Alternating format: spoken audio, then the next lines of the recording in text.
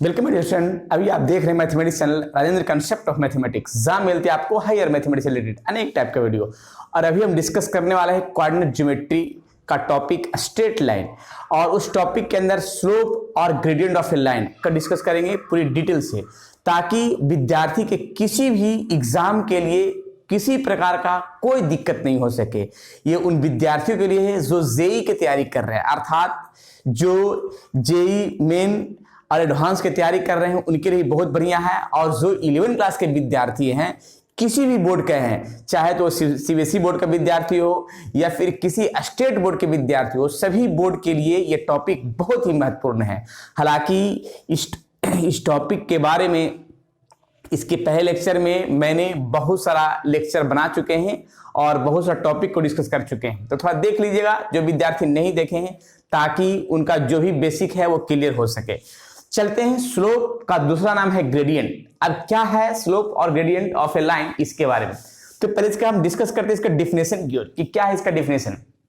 लिखा गया है, if a straight line makes an angle theta where theta belongs to 0 to pi minus π/2, मतलब ये थीटा का जो फॉर्म होगा स्लोप में वो 0 से 180 का फॉर्म तक होगा, लेकिन 90 को छोड़ करके। 90 को इसलिए छोड़ करके क्योंकि स्लोप होता है एक ढाल, ठीक है।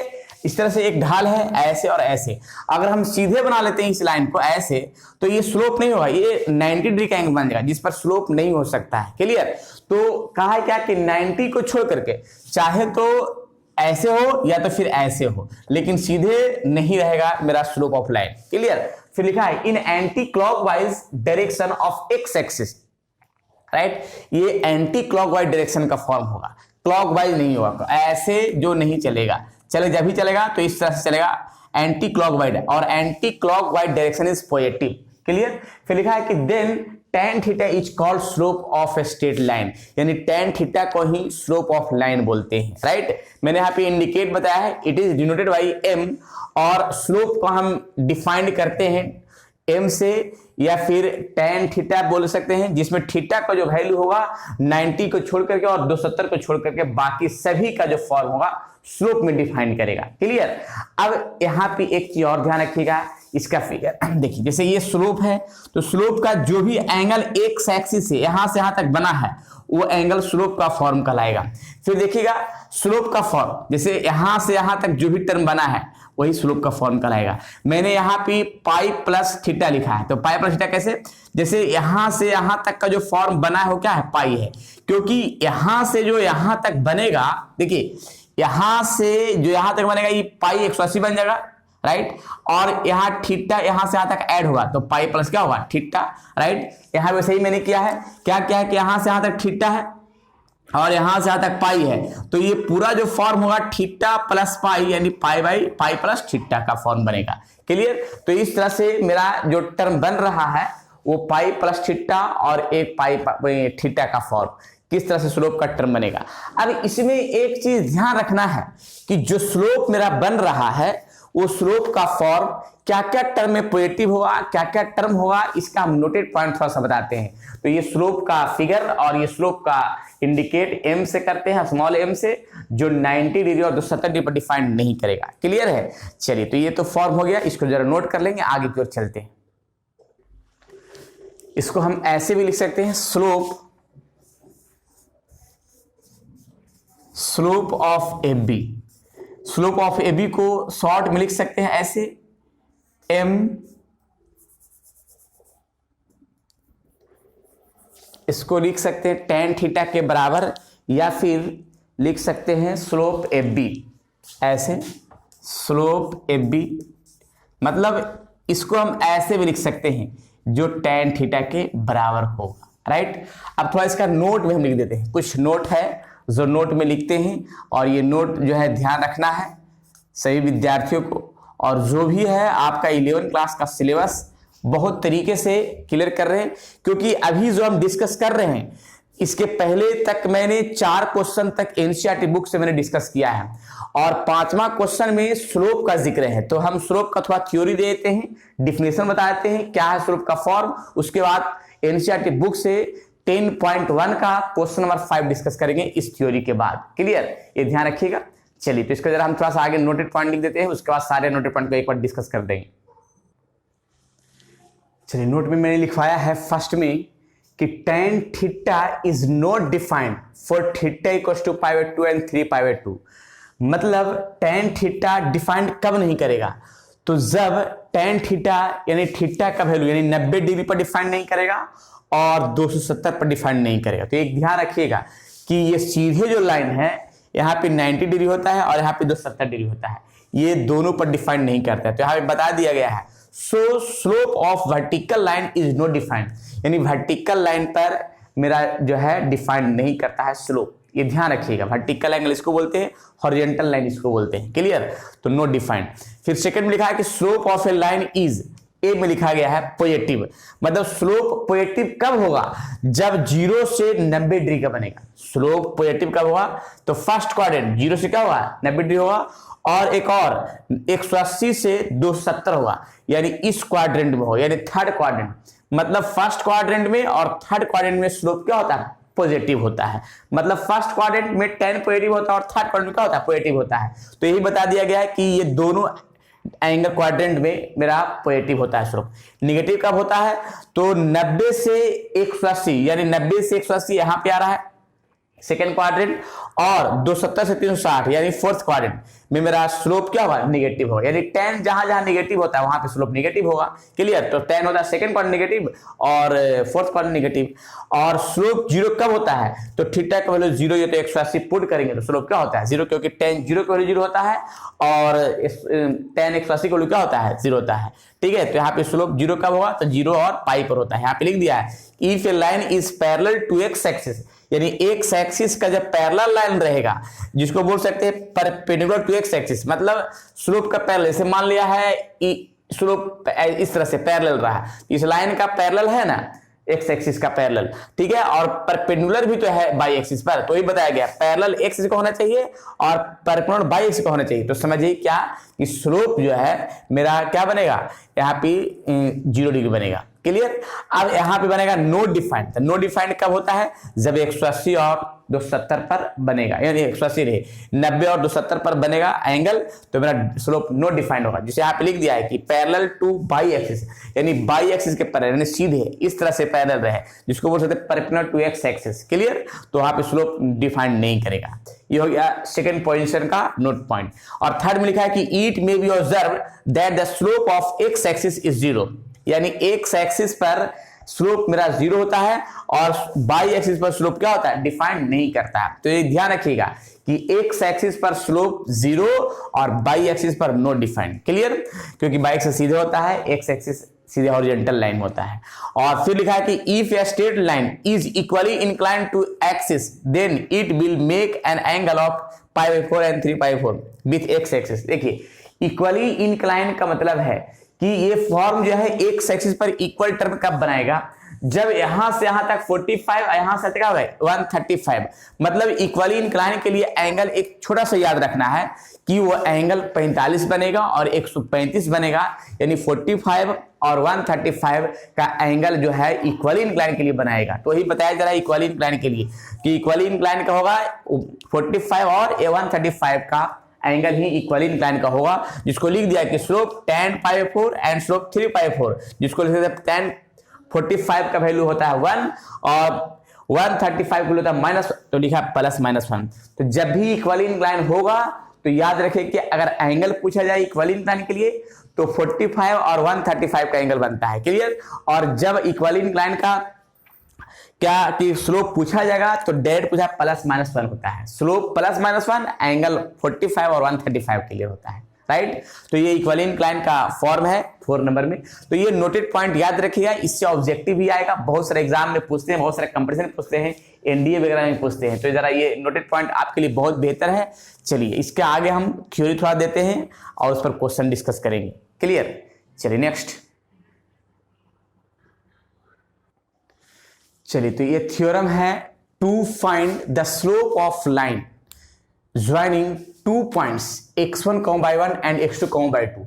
अब यहाँ पे 2 पॉइंट हैं A और B।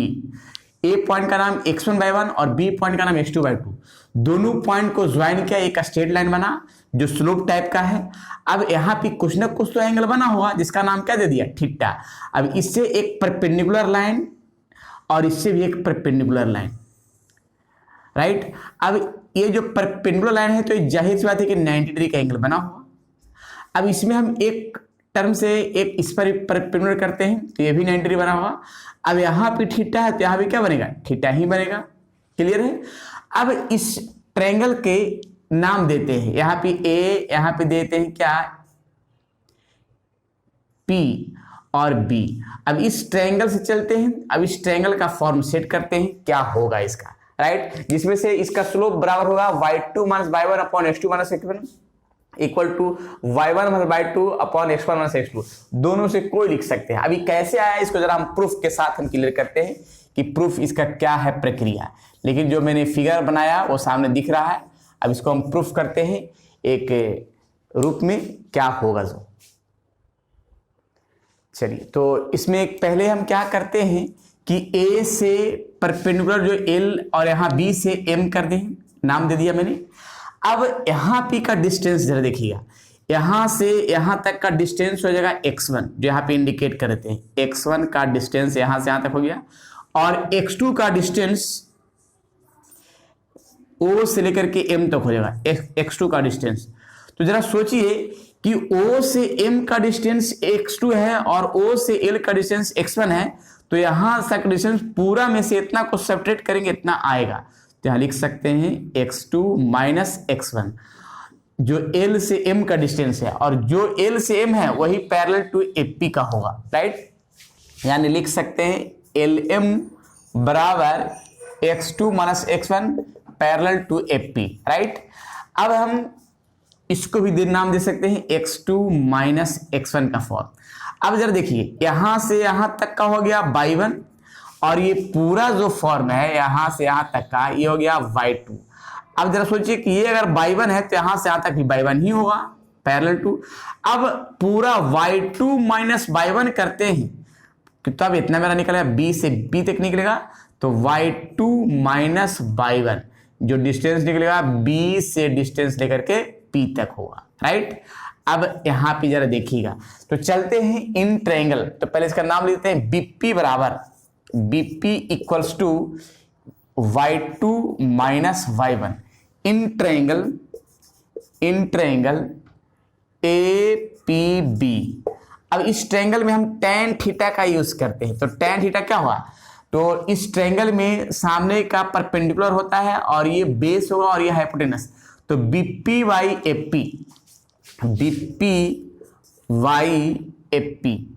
AP, जिसमें से BP को हम लिख सकते हैं y2 माइनस y1 और AP को लिख सकते हैं x2 माइनस x1, और ये हो गया tan थीटा। और tan थीटा का दूसरा नाम ही होता है स्लोप, जो स्लोप बराबर इतना लिखा हुआ है जो सामने दिख रहा है। तो ये हुआ बेहतरीन प्रूफ जो सामने दिखा, y2 minus y1 upon x2 minus x1। इस फॉर्म को हम ऐसे भी लिख सकते हैं y1 minus y2 upon x1 minus x2। ये फॉर्मूला है, और जब भी दो पॉइंट मालूम रहेगा और स्लोप निकालने के लिए कहा जाएगा तो इस फॉर्मूला को हम सेट कर सकते हैं स्लोप निकालने के लिए। क्लियर। चलिए सुधर नोट कीजिए, इस पर हम क्वेश्चन दिखाते हैं, ज्यादा बढ़िया होगा, क्लियर भी हो जाएगा। चलिए मैंने एग्जांपल दिया है, find the slope of line joining the points 3, -2 and -1, 4। यानी स्लोप निकालना है। तो पहला पॉइंट का नाम दे देंगे x1/1 और दूसरा पॉइंट का नाम देंगे x2 और y2। अब जरा एक चीज सोचिएगा कि स्लोप निकालने का यहाँ पे फॉर्मूला लिखा हुआ है, स्लोप बराबर y2 minus y1 upon x2 minus x1, जिसमें से y2 मेरा कितना है 4 माइनस x1 यानी x1 कितना है -2, right, upon x2 minus x1 यानी -1 है x2 माइनस x1 क्या है 3। अब इसका 4 माइनस माइनस +2 और यहाँ -4 जिसको लिख सकते हैं 6 - 4 अर्थात -3/2। तो ये निकल गया मेरा स्लोप जो सामने दिख रहा है। तो स्लोप निकालने का प्रक्रिया जो सामने दिखा वो बेहतरीन है। अब स्लोप तो निकालने आ गया, स्लोप कैसे आया वो भी बताया कि 2 पॉइंट का स्लोप कैसे आएगा। स्लोप का मैंने डिफिनेशन बताया, स्लोप का नोटेड पॉइंट बताया, कब जो है कितना डिग्री पर डिफाइन करता है और कितना डिग्री पर डिफाइन नहीं करता है। अब जरा हम इस पर थोड़ा सा क्वेश्चन डिस्कस करते हैं, जो एनसीईआरटी बुक का क्वेश्चन नंबर 5 है वो डिस्कस कर लेते हैं कि क्या है इस पर क्वेश्चन। इस तरह नोट कीजिए, इस पर हम आगे बढ़ते हैं क्वेश्चन की ओर। क्लियर? चलिए क्वेश्चन नंबर जो है 5 जरा देखिएगा। 5 में क्या लिखा गया है, find the slope of line which passes through the origin and mid point of the line segment joining the point P and B। मतलब यहां पे पहले क्या है कि 2 पॉइंट है। 2 पॉइंट कहां कहां पे है, देखिए पहला पॉइंट है जो P 0,-4, तो यहां पे हम P देते हैं, और B है 8,0 यानी एक्स एक्सिस पर हम B देते हैं। यहां पे B जो लिखा हुआ है क्या 8,0, B को यहां नाम दे दिया, और यहां पे देते हैं क्या P है जो 0,4, क्योंकि एक्स एक्सिस पर y का वैल्यू 0 होता है और y एक्सिस पर x का वैल्यू 0 होता है, तो नेगेटिव साइड में ये दोनों को हम ज्वाइन कर दिया। अब ज्वाइन करने के बाद लिखा है क्या कि उसका मिडिल पॉइंट, तो इसका पहले मिडिल पॉइंट निकाल लेते हैं, यानी BP का मिडिल पॉइंट यहां पे हम नाम देते हैं, कुछ भी नाम देते हैं, A देते हैं, राइट। अब इसका मिडिल पॉइंट पहले निकाल लेते हैं। देखिए middle point A is solution. NCERT book का पूरा सॉल्यूशन किया जा रहा है, थोड़ा ध्यान देना है। मिडिल पॉइंट ऑफ AB या मिड पॉइंट ऑफ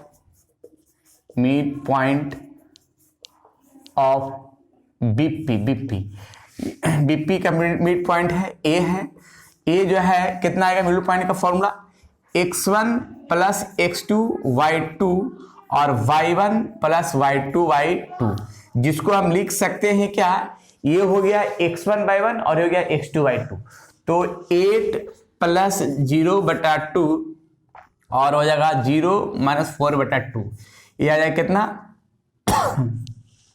8/2 यानी 4 और -4/2 यानी -2, तो ये आ गया मिड पॉइंट किसका, A का। तो यहाँ पे लेते हैं मिड पॉइंट कितना आ गया 4, अब मिड पॉइंट को हम ऑरिजिन से पास करवाते हैं। देखिए ऐसे ऑरिजिन से पास किया गया इस तरह से लाइन, तो ये लाइन जो है ना इसका स्लोप निकालना है। अब स्लोप कैसे, इस लाइन का यानी OA का स्लोप निकालना है। यहाँ पे लिखा है, क्या लिखा गया है, find the slope of line which passes through the origin and mid point, यानी स्लोप उसका निकालना जो ऑरिजिन से पास करे और मिड पॉइंट से पास करे। मिड पॉइंट किसका, जो पॉइंट जो है ज्वाइन किया उसका मिड पॉइंट, तो उसका स्लोप निकालना। तो ऑरिजिन का तो मेरा पॉइंट कितना है 0,0 और इसका पॉइंट है A, तो इसका स्लोप निकालना है, slope of OA, slope of OA का स्लोप निकालने के लिए फॉर्मूला हो जाएगा y2 minus y1 upon x2 minus x1, जिसको लिख सकते हैं, ये हो गया x1 y1, ये हो गया x2 y2, तो y2 हो गया मेरा -2 और y1 हो गया 0, x2 माइनस x1, यानी ये फॉर्म आ गया -2/4 अर्थात -1/2, तो ये हो गया स्लोप निकालने का आंसर। यहां लिख सकते हैं स्लोप बराबर डायरेक्ट, स्लोप बराबर -1/2, जो कंप्लीट आंसर हो गया, राइट। तो इस तरह से स्लोप हम निकाल सकते हैं, सामने दिख रहा है पूरी प्रक्रिया सामने, राइट। नेक्स्ट चलिए क्वेश्चन नंबर 6 में क्या लिखा है, without using the Pythagoras theorem so that the points, दिया गया points are vertices of right angle triangle, यानी राइट एंगल ट्रायंगल का 3 गो वर्टेक्स दिया गया है जो सामने दिख रहा है। तो हम पहले एक काम करेंगे कि इस लाइन का हम AB का स्लोप निकाल लेंगे और AC का स्लोप निकालेंगे और दोनों स्लोप को मल्टीप्लाई करेंगे, -1 के बराबर आएगा, राइट एंगल ट्रायंगल का आएगा। देखिएगा स्लोप ऑफ AB का स्लोप निकालेंगे तो x2 माइनस x1 यानी 5 - 4 और 3 - 4 यानी 1 - 1 इक्वल टू -1। अब हम स्लोप निकालेंगे स्लोप ऑफ AC का स्लोप निकालते हैं तो x2 minus x by 2 minus by 1 यानी 4 -1 -4 और आएगा -1 और -4। यहाँ पे आएगा कितना, ऊपर में आएगा -5 और नीचे में आएगा -5 यानी 1 आएगा। और दोनों को हम प्रोडक्ट करेंगे, दोनों स्लोप को product of a slope, product slope of A B and A C, दोनों प्रोडक्ट का, दोनों जो स्लोप है उसको हम प्रोडक्ट करेंगे। -1 गुने 1 बराबर कितना आएगा? -1। अगर -1 आ गया तो राइट एंगल ट्रायंगल है, राइट एंगल ट्रायंगल है। यही प्रूफ करना था विदाउट डिस्टेंस, पाइथागोरस थ्योरम से। अब एक क्वेश्चन और दिया है, क्या दिया गया है? Find the slope of line which makes an angle 30 degree with positive direction of by axis. यानी बाई एक्सिस पर, ये बाई एक्सिस है, बाई से एंगल मेरा कितना बनाया? 30 डिग्री बनाया। अब यहां से लेकर के यहां तक का टोटल कितना डिग्री बना? तो पहले यहां से यहां तक तो 90 है, और 90 और 30 कितना हो गया? 120। यानी 30 degree equal plus 90 degree equal to कितना हो गया? 120। यानी ये थीटा बराबर आ गया कितना? 120 डिग्री आ गया। तो हमको स्लोप निकालना है, तो स्लोप बराबर क्या होगा? tan थीटा, और tan थीटा की वैल्यू कितना है? 120, और 120 की वैल्यू होता है -√3, यानी tan 120 के वैल्यू -1/3, यानी स्लोप निकालने का प्रक्रिया क्वेश्चन नंबर 7 की ओर है, राइट। तो ये क्वेश्चन नंबर 7 है जो सामने दिख रहा है, पूरी तरीके से मैंने क्लियर कर चुके हैं क्वेश्चन नंबर 5, 6 और 7। नेक्स्ट वीडियो में इसका जो है क्वेश्चन नंबर जो है बताया जाएगा 8 से थ्योरी के साथ। जब तक के लिए आप लोग खुश रहिए, स्वस्थ रहिए और मस्त रहिए, पढ़ते रहिए कोऑर्डिनेट ज्योमेट्री का बेहतरीन क्वेश्चन और बेहतरीन टॉपिक, राइट। फिर नेक्स्ट वीडियो में मिलते हैं नए क्वेश्चन के साथ।